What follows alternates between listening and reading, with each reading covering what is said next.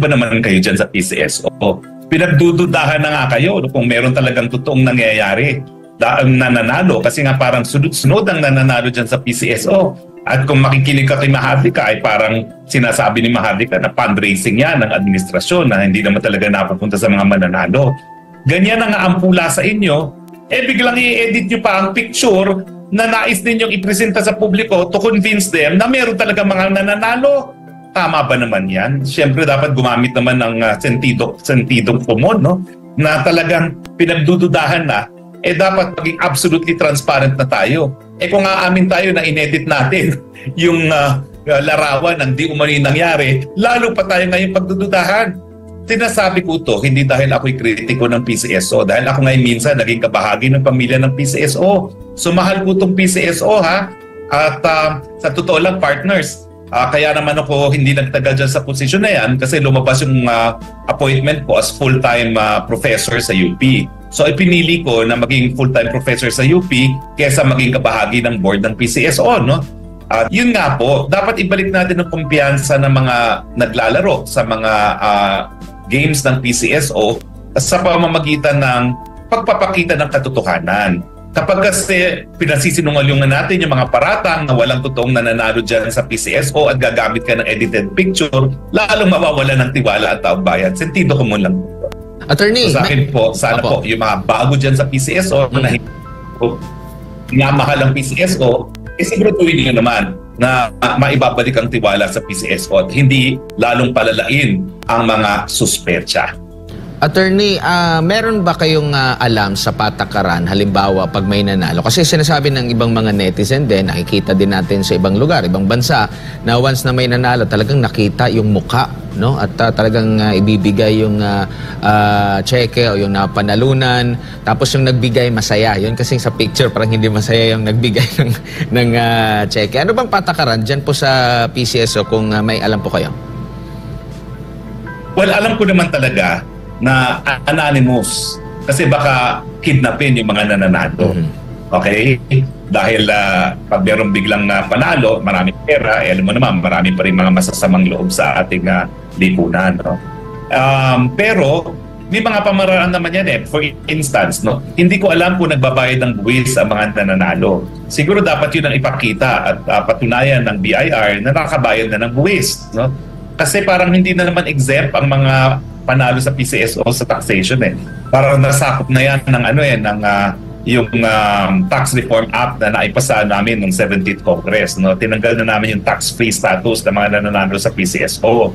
So dapat yun na lang siguro ang ilabas na datos, kumpirmasyon ng BIR na yung mga nananalo, lalo na yung mga nananalo di umano ng 600 million ay nakabayad na ng buwis without saying kung sino sila. Kasi syempre, talaga namang dapat pangalagaan din yung safety ng mga nanalo dahil ako sa ngayon, 2 linilitis kong kidnapping cases. Pag alam nila kung sino may pera, syempre, baka maging biktima rin ng kidnapping.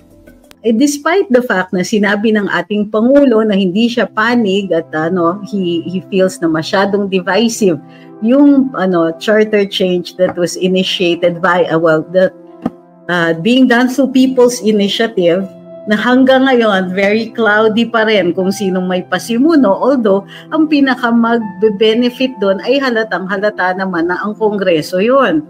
So, di ba? Kakaiba. So, today, nakita natin na tinutuloy pa rin siya at magsusumiti nga pa daw ng mga signatures or nakasumiti na yung iba ng mga signatures sa mga COMELEC branches para sa verification ng mga signatures na ito.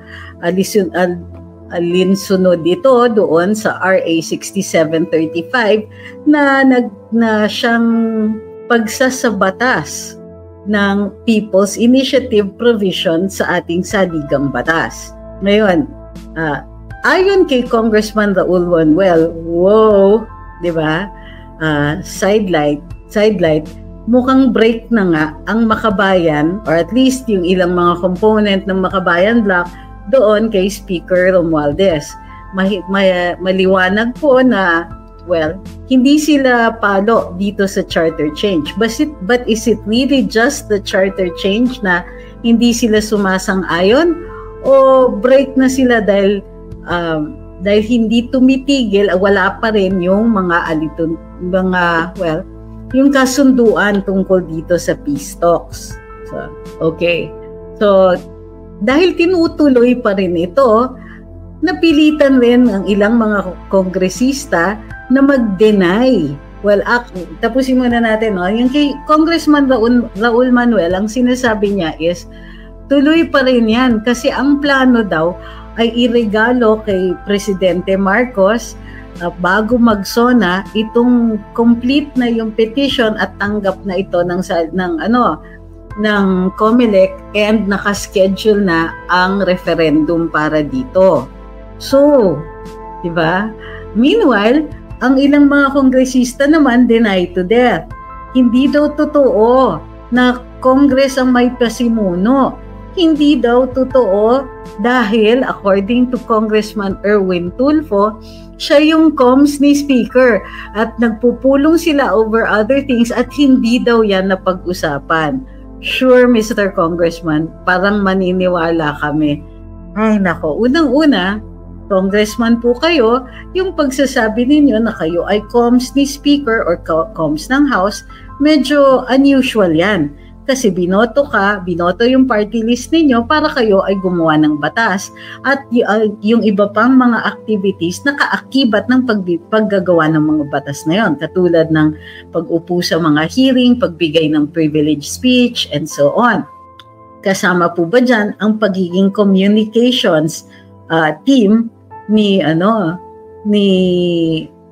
Speaker Romualdez o ng Kongreso? Parang hindi. Gayunpaman, nirirespeto naman natin si Congressman Tulfo.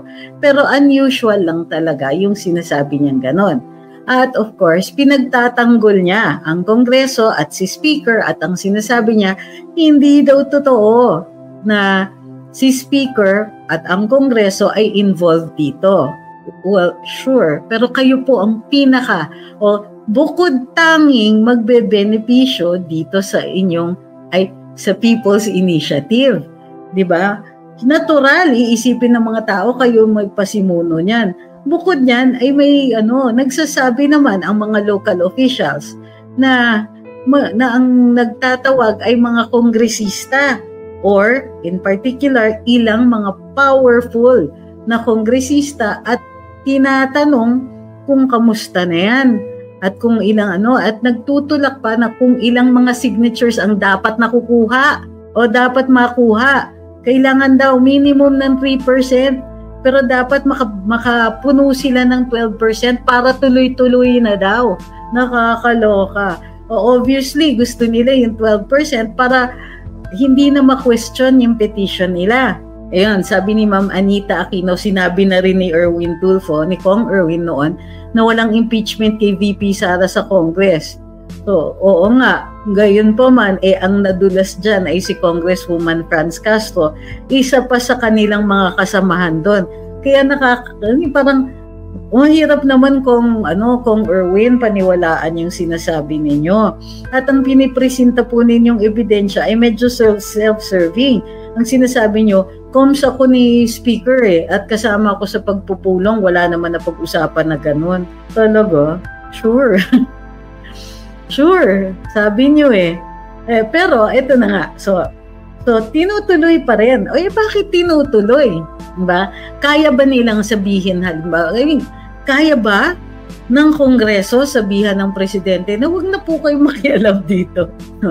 Of course, pinanigan ni Presidente ang Senado. Ayon kay Presidente, senador din ako dati. At itong People's Initiative, yung pagkasulat niya masyadong divisive. Of course, hearsay ang evidence natin dyan kasi ang nagkikwento lang ay si Senate President Migs Zubiri. At si Senate President, kinukot lang niya ang ating Pangulo. So, as far as evidence goes, medyo mahina din yan. Ito sabi ni Phoenix, ang sabi ni BBM, stop na yung PI na yan, pero di rin nila ginawa. Mahina talaga siya. So yun na nga, yun ang tanong ko dito sa Kongreso, sa mga nagtutulak nito. Malinaw na sinasabi na ng ating Pangulo, ayaw niya, malinaw na pinanigan na niya yung Senado, pero tinutuloy pa rin. Kung matuloy yan, kung maipasa yan, sasabihin na naman ng mga tao, ay, ano bang klaseng leadership yan? Hindi niya kaya? Hindi niya kaya mapagsabihan yung mga tao. Sinabi niya kay Senator Migs Zubiri, o ganito, gumawa lang kayong resolution sa Senado at ipa-approve ninyo para pareho na sabay na kayo ng House. At harap-harapan, sinabi naman ni Speaker Romualdez kay Pangulo na, of course, hearsay din to, na susunod daw sila. At of course, may statement din siya. At the same time, may isang ibang congressman dyan na nagsasabing, successful ang House kasi hindi naman daw gagalaw ang Senado kung hindi gumalaw ang Kongreso. O anong ibig sabihin nun? Di umamin sila yung gumagalaw dyan sa People's Initiative na yan. So, ito yung ang weird, So, ito na naman tayo, hindi sila magkaisa. Hindi rin okay lang sa atin, hindi sila magkaisa, pero hindi tama yung mga kwento nila. Sinasabi ng ibang kongresista, hindi totoo yan, wala kaming kinalaman dyan. Yung isa naman, yay, panalo ang House kasi kundi dahil sa amin, hindi gagalaw ang Senado. At the same time, sinasabi ng presidente daw na masyadong divisive yung sa House, mawawater down yung